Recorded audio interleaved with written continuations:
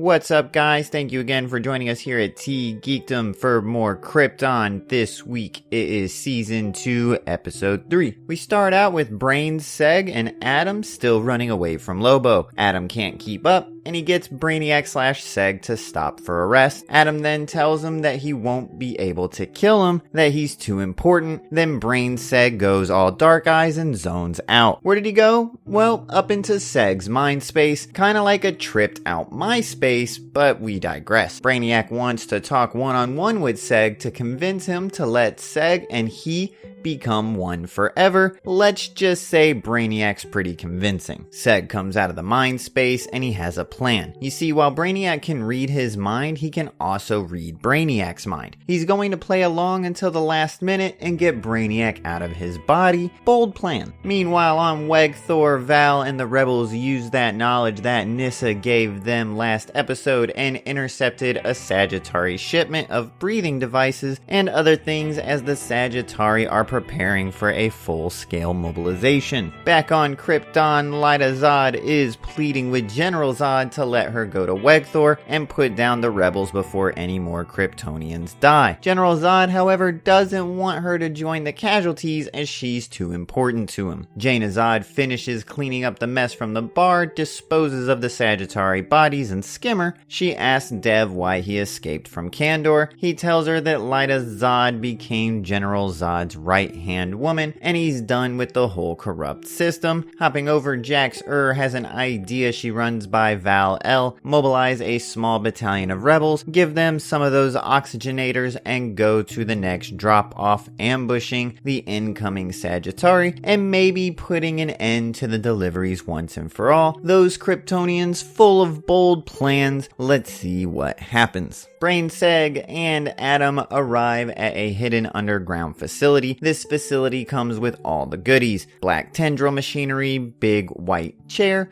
force fields, Brainiac's playland. This is where Seg can start the separation process to split him from Brainiac. Brainiac summons Seg back to his mind space and starts questioning him about what he's hiding. But Seg remains strong, so Brainiac starts manipulating him. Brainiac transforms into Lyta and a few other of Seg's friends just to throw him off. Back on Krypton, General Zod finally gives in and allows Lyta permission to go to Wegthor. However, General Zod never does anything without pretense, so we're thinking he's plotting something. Cut back to Clue. After Adam literally kickstarts the separation machine, a tendril descends from the ceiling and hooks itself up to Brain Seg's brainstem. Say that 5 times fast. That's just when Lobo descends into the facility as well and tries to attack. He doesn't know that when the device was activated, it activated a force field and it amputates his arm, screaming and yelling, but he's just kidding. Apparently he doesn't feel much pain. Lobo decides to double down on the force field, whips out his gun, and blows his head off. Seems this is all a creative way to get through the force field. The rest of his body will regenerate inside the space with Adam and Seg,